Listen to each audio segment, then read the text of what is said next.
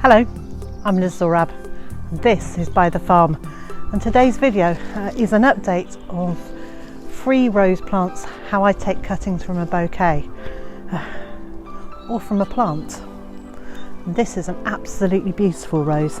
This one was given to me by my daughter and it's called Valentine, and it's got the most beautiful red young foliage here and very lovely red flowers. Okay, let's get on with it.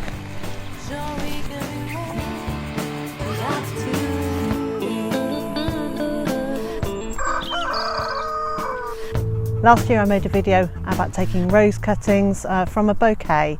They've been sitting in the kitchen looking beautiful, but now I'm going to take them on to the next stage.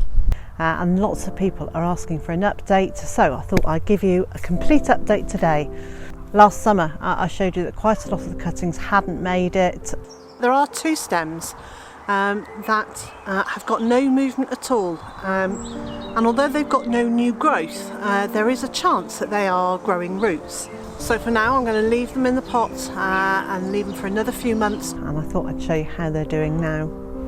So here it is. It's well rooted. I planted it out last year. It's sending up new shoots from underground, and I don't need to worry about that because this wasn't a grafted cutting. It was literally just a piece taken from a bouquet and pushed into the ground, a bit like I'm going to do with this one.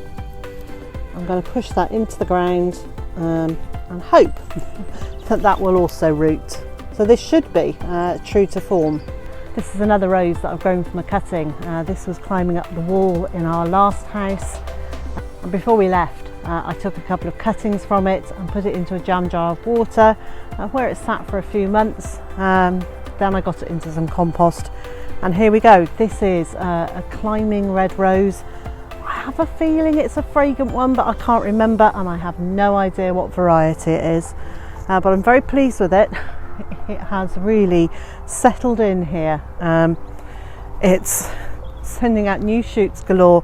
The idea is that that will go up and over the archway, and I think possibly this year it's going to maybe reach the top of the arch, and I'm also training along the fencing there, so it will cover that. Hopefully this will give me a really nice display. That's just 2 of the plants that have successfully grown from cuttings. Let's go and find some more. If you're enjoying this video, please give it a thumbs up or leave a comment, or both.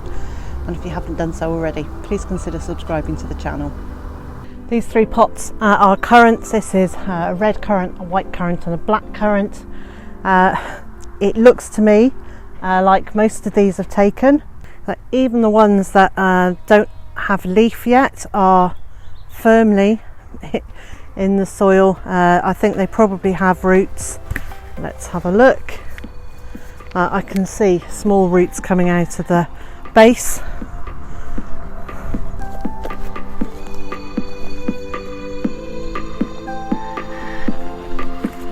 These are the black currants, and they've already got flowers forming on them, and some signs of roots coming through there. These are, I'm pulling gently to see if they'll loosen. No, they're all rooted. And these are the red currants, and if I was in any doubt as to whether they'd rooted or not, the roots are actually very happily coming out of the base of the pot here, and they are very ready to go into the ground. Now the truth is, not all cuttings work all the time, but for 3 plants, this has got to be worth a try. And someone asked me this week, can you take cuttings all year round? I don't particularly like taking cuttings right now. Most of the branches are forming flower buds. Flower buds will then be flowers, which will become berries or currants. So I don't particularly want to stop that from happening because I want the maximum crop. A lot of the growth down here I think is too woody, and there's not quite enough very young growth. when these stems have put out more growth, that's the time I'll take the cuttings. And if you haven't yet seen the video where I show you 2 very simple ways to take cuttings from currant bushes, I'll leave a link. And so wherever you are in the world and whatever you've got planned for today, I hope it's a good one. I also hope you'll join me again next time.